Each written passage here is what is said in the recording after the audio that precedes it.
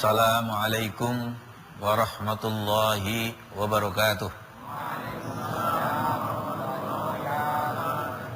Alhamdulillahilladzi hadana lihadza wa ma kunna linahtadiya laula an hadanallah.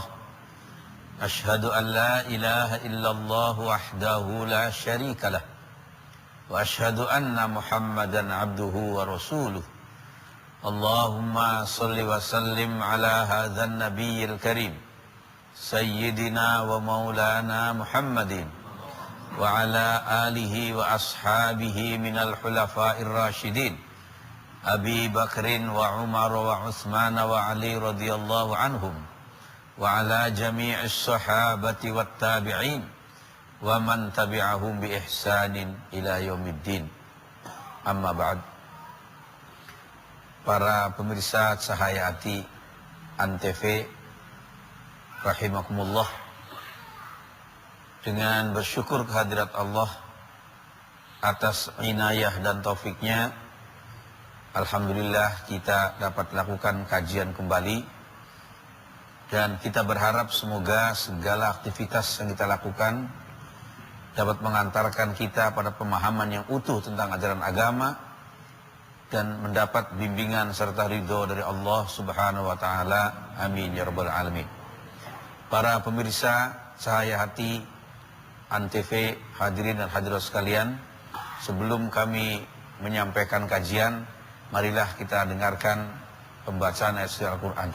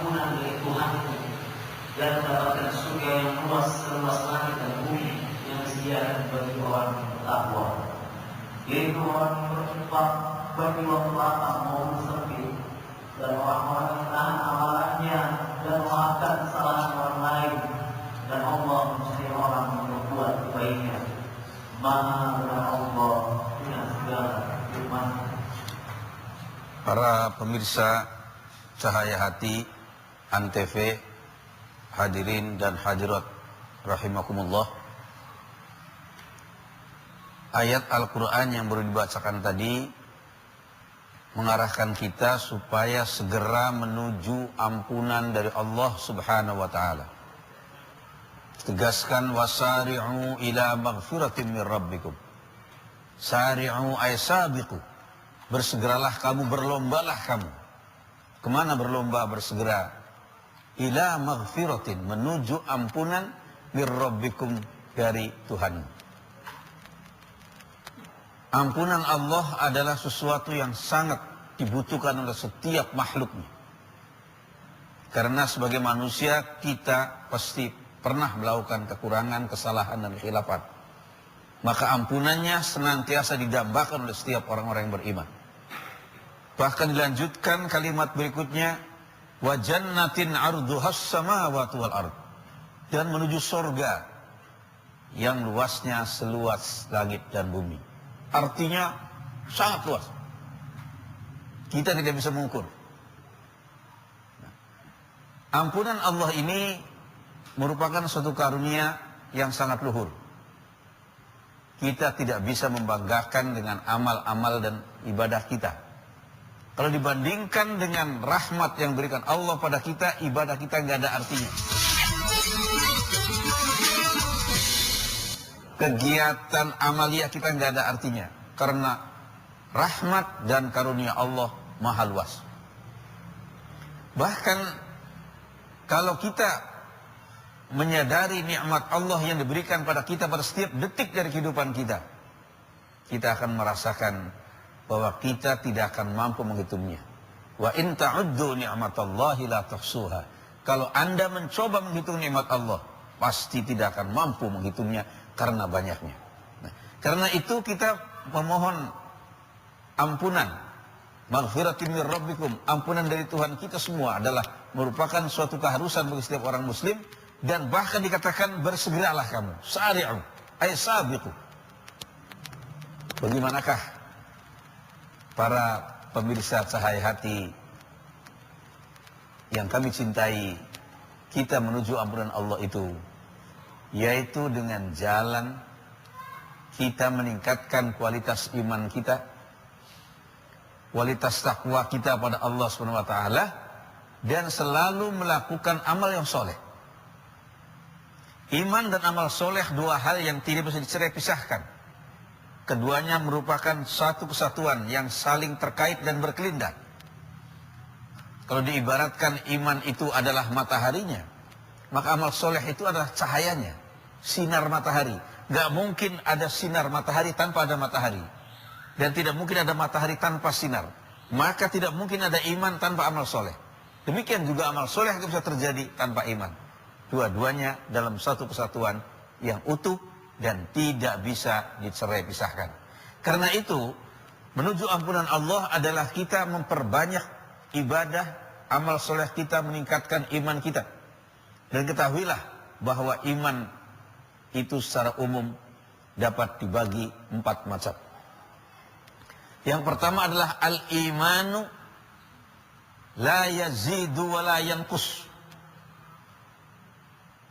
Iman yang selalu tetap, tidak pernah bertambah dan tidak pernah berkurang. Ini adalah imannya para malaikat. Tetap itu malaikat. Yang kedua adalah al-imanu yazidu wa la yanqus. Iman yang terus-menerus bertambah, nggak pernah berkurang. Setiap saat bertambah, grafiknya naik terus. Itu adalah imanul anbiya wal mursalin. Imannya para nabi dan rasul. Ini iman yang paling tinggi, nggak pernah berkurang, terus bertambah. Yang ketiga adalah al-imanu yazidu wa yanqus. Iman yang kadang-kadang bertambah, kadang-kadang berkurang. Nah, inilah imannya kita semua. Imannya orang-orang mukmin di sini. Kapan iman kita bertambah? Kalau kita berbuat baik, ibadah, amal soleh, naik iman kita. Begitu kita berbuat maksiat, merosot. Merosot. Berbuat maksiat lagi merosot. Berbuat baik lagi naik grafiknya.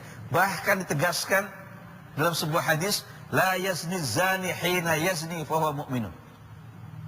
Tidak sekali-kali orang itu berbuat zina, kecuali pada saat dia zina imannya sedang zero, kosong imannya. Kalau masih ada imannya sebesar tepung yang bisa terbang, nggak akan berzina. Jadi pernah imannya orang itu merosot sampai ke titik nadir, sampai ke zero, kosong. Meskipun mungkin nanti timbul lagi, tapi pada saat dia berbuat itu, demikian juga wala yasraqus sariqu hina yasraqu fahuwa mu'min. Dan tidak sekali-kali orang yang mencuri, kecuali pada saat dia mencuri, imannya sedang kosong. imannya sedang nggak ada. Kalau ada imannya nggak mungkin dia mencuri. Demikian juga tidak sekali-kali orang meminum minuman keras, kecuali pada saat dia minum keras imannya kosong. Nah, inilah yang bisa kita perhatikan dari iman nomor 3, bertambah dan berkurang. Maka sebagai seorang muslim yang kita mengharap ampunan Allah tadi, kita harus berusaha terus meningkatkan ibadah dan amal soleh kita, sehingga iman kita terus ke atas. Meskipun ada fluktuasi, tapi tetap ke atas gitu. Ya diharapkan. Ada turun sedikit, tapi nanti naik lagi. Nggak sampai ke titik nol. Ini yang kita harapkan. Ya. Kemudian yang keempat adalah al-imanu yang wala yazid. Iman yang terus menerus bertambah, iman yang terus menerus berkurang, dan tidak pernah bertambah. Ini adalah imannya orang-orang kafir. Mungkin ada pertanyaan, apa orang kafir beriman? Dulunya semua manusia beriman. Ketika ada dalam alam arwah dari arwah kita semua, ditanya oleh Allah SWT, alastu birabbikum, bukankah aku ini Tuhan kalian? Semua arwah kita menjawab, qalu bala syahidna, benar kau Tuhan kami Allah, dan untuk itu kami bersaksi. Jadi semua orang asal mulanya beriman pada Allah. Bahkan semua orang itu mesti percaya pada Allah. Tapi kemudian karena pengaruh materi, pengaruh hawa nafsu, terkikis imannya, semakin habis. Nah, inilah yang kita sebut dengan iman. Kemudian amal soleh itu adalah segala perbuatan kebaikan yang mengantarkan kita pada suatu aktivitas yang bermanfaat bagi orang lain. Maka inilah ampunan itu akan kita raih dengan meningkatkan iman dan amal soleh kita. Maka ditegaskan dalam ayat tadi bahwa surga yang luasnya seluas langit dan bumi itu uiddat ay huyyat, disediakan, disiapkan untuk siapa? Lil muttaqin, bagi orang-orang yang bertakwa.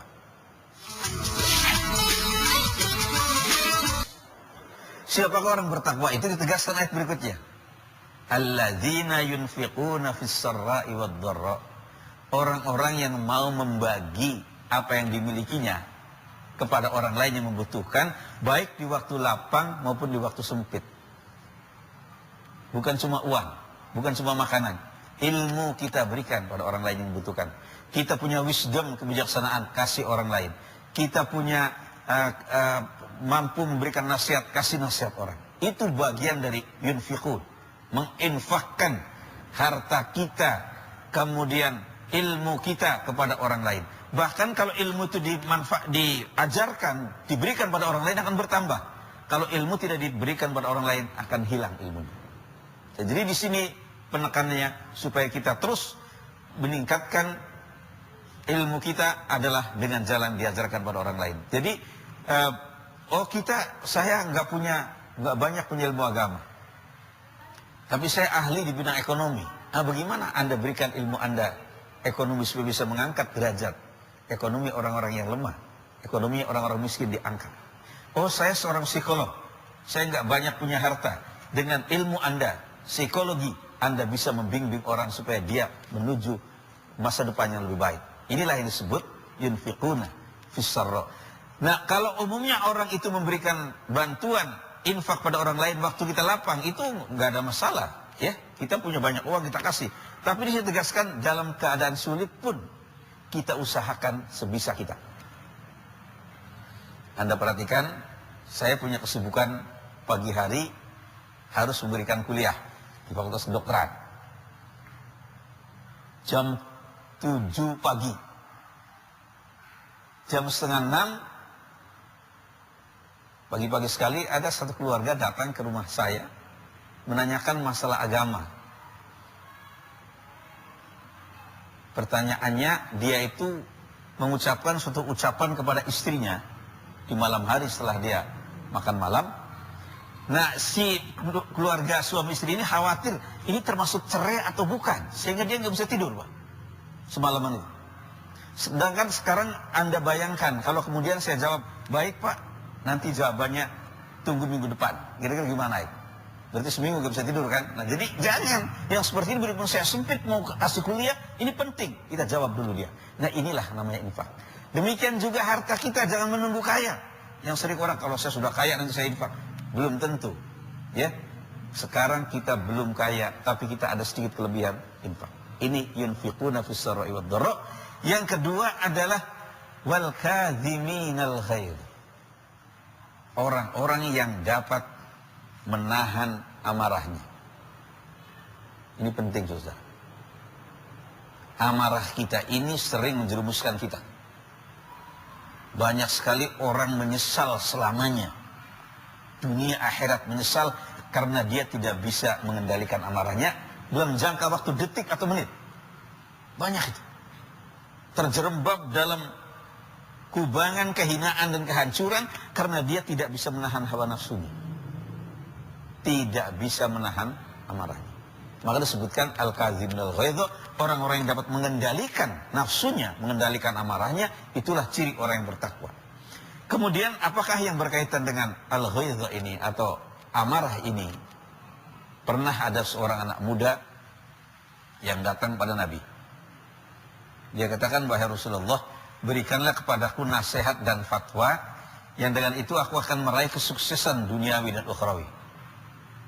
Ternyata Nabi menjawab dengan kalimat yang singkat sekali. Kata Nabi, la taghdab, kamu jangan marah, kamu jangan bersikap emosional. Ini anak muda itu merasa kok dari perjalanan jauh ingin dapat ilmu banyak dari Nabi, kok hanya dapat sepenggal kalimat yang singkat ini. Maka dia bertanya kepada Rasulullah, saya ingin ilmu yang banyak supaya saya bisa sukses. Nabi kembali katakan, la taghdab, kamu jangan marah, kamu jangan bersikap emosional. Sampai 3 kali. Setelah 3 kali anak muda tadi sadar, betul. Setiap orang yang bisa menahan amarahnya, mengendalikan amarahnya, dia pasti sukses. Sebaliknya kalau nggak bisa sukses. Bayangkan Anda, kerjaan apa yang bisa diselesaikan dengan marah? Anda berwudu sambil marah, gimana kira-kira? Ya, bisa muncrat airnya kemana-mana. Kita bekerja, kita menulis, kita mencari ilmu dengan amarah nggak mungkin. Semuanya harus kita kendalikan. Kemudian yang ketiga adalah wal 'afina 'anil nas. Pemaaf terhadap sesama umat manusia.